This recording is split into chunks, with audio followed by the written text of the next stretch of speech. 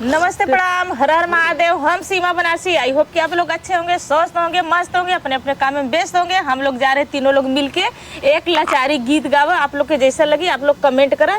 बिना देर करते हुए आप लोग के बीच में ला रहे हैं। माथवा पे हरियर नगवा, माथवा पे हरियर टिकुली, ससुर मोरलो भाई न हो। माथवा पे हरियर नगवा, माथवा पे हरियर नगवा, ससुर मोरलो भाई न हो। ए सजी न जाना ससुरु, ए सजी न जाना ससुरु, बहुअर मोर अकेलवा हो।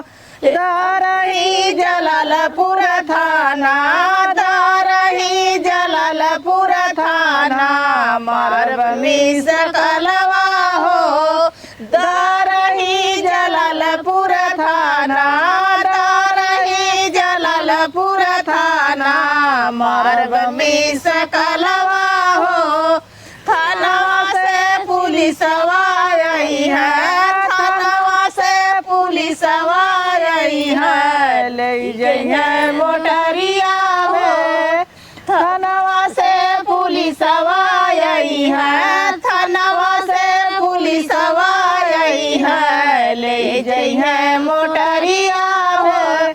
माथवा पे हरियर टिकवा, माथवा पे हरियर टिकवा, भसुरु मोरलो भाई न हो।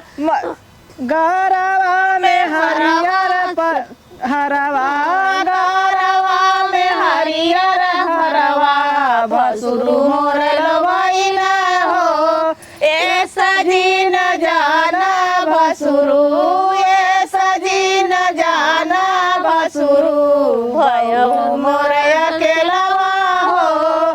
दारही जलालपुर थाना, दारही बनारस थाना, मारब मिस कलवा हो। थाना से पुलिस आई है, थाना से पुलिस आई है, ले जइहे मोटरिया में। थाना से पुलिस आई है, थाना से पुलिस आई है, ले जइहे मोटरिया में। हाथवा में सोनवा कंगना, हाथवा में सोनवा कंगना, देवरा मोरलो भाई न हो।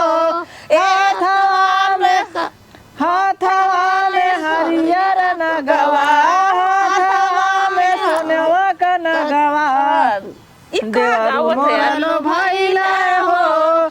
ए सजी न जाना भसुरु, ए सजी न जाना देवरू, भौजी मोर अकेलवा हो।